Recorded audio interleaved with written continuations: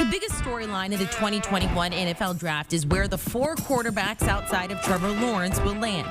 Zach Wilson, Mac Jones, Justin Fields, and Trey Lance are part of the Big Five group, who are all expected to be selected in the top half of the first round.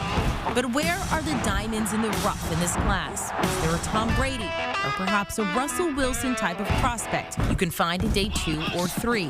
Davis Mills out of Stanford has gained steam throughout the draft process and has the stamp of approval from our own Pete Prisco. I love Davis Mills. When you put the tape on, he looks like an NFL quarterback. He's big, he's strong, he stands in the pocket and makes his throws. Kyle Trask from Florida has the prototypical size and could sling it, but will he land with a team that can maximize his skill set in decision making? Then there's Kellen Mond from Texas A&M. May not overwhelm you with his physical traits, but consistently finds ways to win games and is a much improved passer from the pocket. There's also former Notre Dame quarterback Ian Book. He's on the shorter side by NFL standards and will have to improve his accuracy and decisiveness at the next level. But like Mond is a winner and is universally respected by his teammates. Will any of these prospects outside the Big Five develop into franchise quarterbacks? Their journeys towards becoming one are about to begin.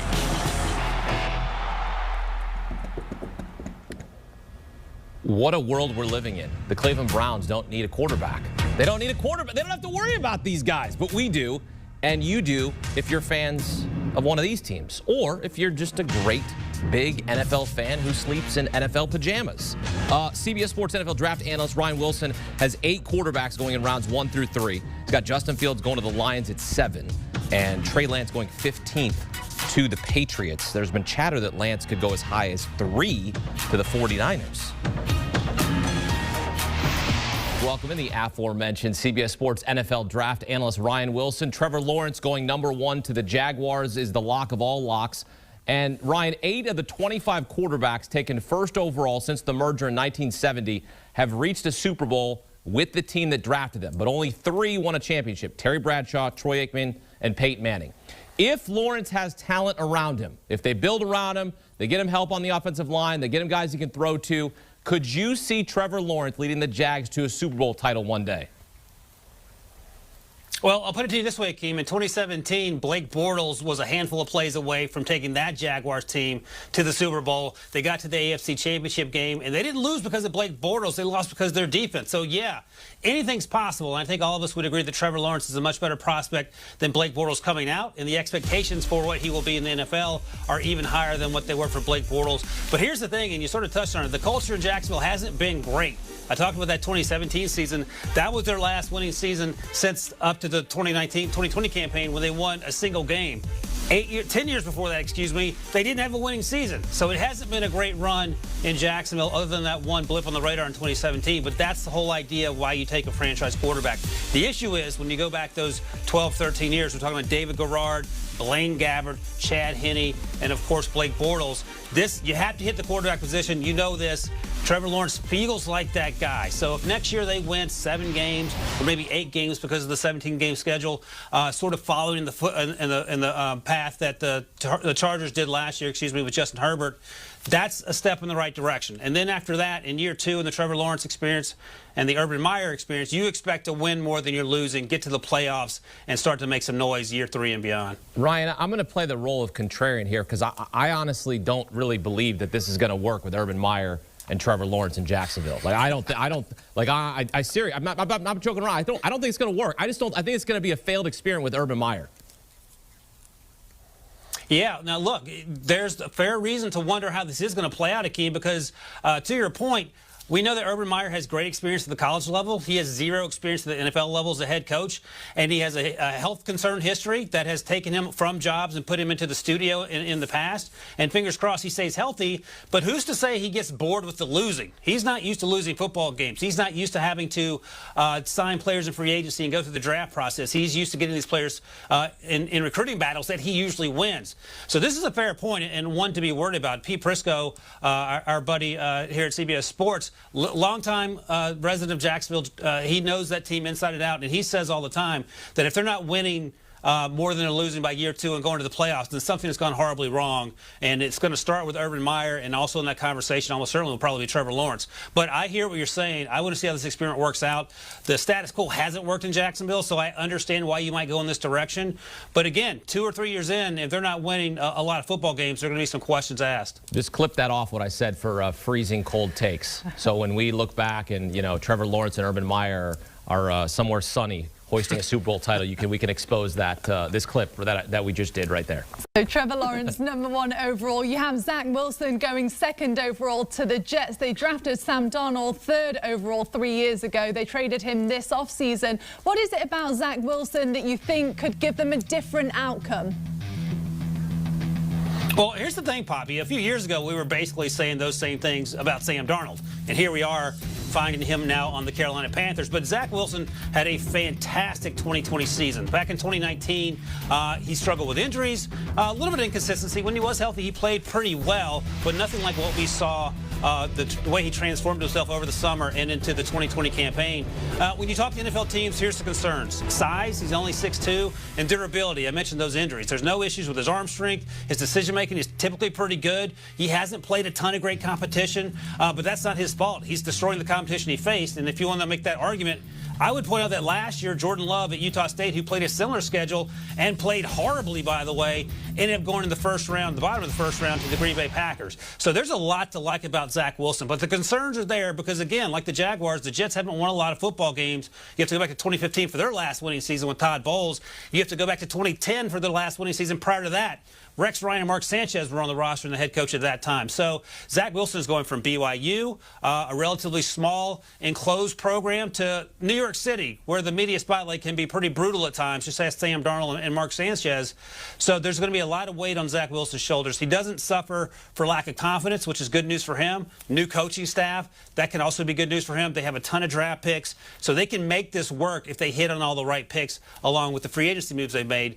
But again, it's a huge ask and a lot of pressure for a young man, but it seems like Zach Wilson's up to it, and we'll find out if he is, assuming they draft him in just a few short months here. Yeah, hopefully the offensive line can protect him. That's what you can hope for there if you're Zach Wilson, because he's going to be running if that's not the case. Meantime, the 49ers traded up from 12 to 3, and Ryan, you've got San Francisco selecting Alabama quarterback Mac Jones over Justin Fields and Trey Lance. What in your evaluation process led you to the 49ers taking Jones? Well, I've been on the Mac Jones train for months, Akeem, and I was talking to teams late last season during the college football season, and they were saying to me that Mac Jones is a top 10 talent, likely a top 10 pick. And I would say that on HQ and write about it on the CBSSports.com, and people give me strange looks, and I understand that. Yet here we are. After you mentioned that trade up from 12 to 3, a lot of other media folks felt like Mac Jones could be the pick here. So why is that the case? Well, clearly Kyle Shanahan is a fantastic play caller, one of the smartest play callers in the league, without question. But he had his most successful season with Matt Ryan, who has a lot of the same traits as Mac Jones. And when you talk to folks, the thing they love about Matt Ryan, in addition, Mac Jones, in addition to all the things that he did on the field, he is so incredibly smart. And the Senior Bowl coaches were blown away at how smart he was. And I don't mean like, oh, this is a really smart fifth-year senior type intelligence. I'm talking about 5, 6, 7 years in the NFL, understanding what to do. And if that doesn't sound like a perfect marriage with Kyle Shanahan, then I don't know what that quarterback looks like. Yeah, he's not going to run a 4.4 40. I get that. But Kyle Shanahan's system doesn't require you to do that. We've seen him have success with all sorts of quarterbacks. But as I mentioned, most notably with Matt Ryan. And I feel like of all the quarterbacks in this draft class after Trevor Lawrence, Mac Jones is the most ready to step into a football field and play right away. And I think that's in huge part why I like him going to San Francisco.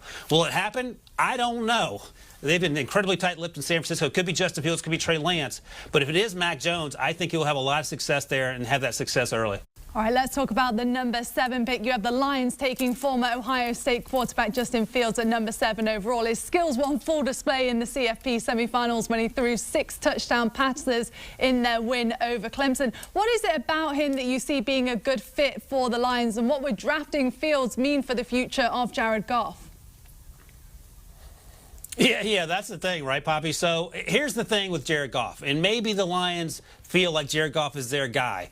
But here's what I always come back to. If Matthew Stafford ain't your guy in Detroit, how is Jared Goff the answer to the question? Jared Goff struggled in a system in Los Angeles with Sean McVay, one of the other great play callers in the NFL. He's going to suddenly go to Detroit, a team that has been dysfunctional for nearly 2 decades, and find success there.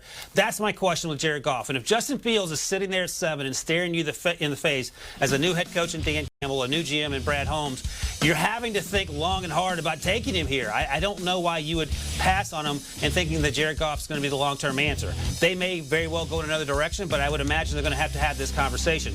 Justin Fields is exactly the quarterback you build in the lab for the 2021 type NFL quarterbacks. He's tall, he's strong, he's fast, he has a great arm, he processes information well, he's incredibly smart. Every single thing you like about quarterbacks is what you like about Justin Fields. He just hasn't played a ton of football. He's basically played a season and a half. The Big Ten had their stop-start season in 2020. The season started late. And I think if he had gone back to Ohio State, a year from now, we're talking about him in much the same way we talk about Trevor Lawrence, and now we're not saying anything at all because he's a complete player. I just think he needs a little more experience underneath him. I don't know if Detroit's a great fit for anyone, but if anyone can help that organization get back on the right track, it's probably Justin Fields. Yeah, Justin Fields would also kind of lead that organization, maybe in a little bit different direction, especially the way Dan Campbell came out in his opening press conference saying we're going to bite guys' kneecap off and things like that. So they certainly wouldn't want Justin Fields' kneecaps to be damaged any sort of play in a rookie season if he sits behind Jared Goff. We'll see about that. Last quarterback you have going to the first round of your mock is Trey Lance out of North Dakota State. Very talented young man, headed to New England at 15th overall. There's been chatter that he could go as high as 3 to the 49ers. What makes you think he'll slide to 15? Here's the only reason he slid into 15, Hakeem, because this was a 7-round mock draft, and if I had tried to put trades into this thing, it might have killed me.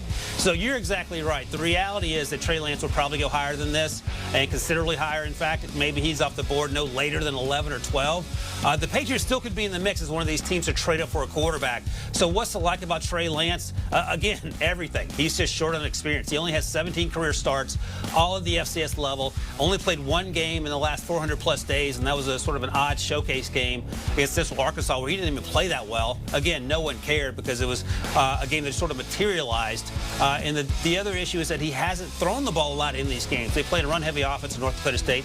Averaged only 16 passes a game where Mac Jones and Trevor Lawrence and Zach Wilson are throwing the ball 28 to 30 times a game. So you're making the projection not only from FCS but from the lack of experience. I think that Trey Lance only had something like 130 pass attempts in high school. So, again, the athleticism, the arm strength, he's incredibly smart. All those things are great in terms of why you like him. On the other side, it's just that lack of experience. That said, as you mentioned, Hakeem, he could go as high as 3 because everyone fits in the Kyle Shanahan system, and I would imagine that he's probably gone by 12, which means one of these teams is going to have to trade up to get him. All right, time now for the Geico 15-second statement. Ryan, what do you have for us 1 week away from the NFL draft? Yeah, 1 week to go. Can't wait, Hakeem. Going to your hometown, Cleveland. They're so pumped about that. So what's the great thing? What have we been talking about? 5 quarterbacks going to be first-round picks. There's a chance that there's 6 quarterbacks taken, and I'm not of the opinion that that makes sense, but sometimes NFL teams do things that don't make sense. The good news is you get the 5th-year option on this player, and a name that's been popular, and we saw it in that segment coming into this one. Davis Mills out of Stanford. He could be a guy that finds his way into the first round, hasn't played a ton of football like a lot of these guys, but you get the 5th-year option, lands in the right place, has a chance to be successful while he sits on the bench for a year or 2. All right, we haven't seen that. That would be pretty spectacular because the record for quarterbacks drafted in the first round is 6. Back in 1983, John Elway, Todd Blackledge, Jim Kelly, Tony Eason, Ken O'Brien, and Dan Marino. 3 Hall of Famers in that group. That'd be pretty something special if we saw that come next Thursday in round 1 of the NFL draft. Ryan Wilson breaking it down for us. And hey, for all things NFL, check out the Pick 6 podcast. Will Brinson, joined by Ryan Wilson and John Breach. The Super Friends get you up to speed each day in about 30 minutes with what's trending in the NFL so that you're always in the know. Pick 6 podcast. Download and subscribe today. Do you want a sports network that delivers everything that matters about the game? The highlights, the picks, the instant analysis, no yelling, no fake debates, no politics. Hit the subscribe button and never miss a moment.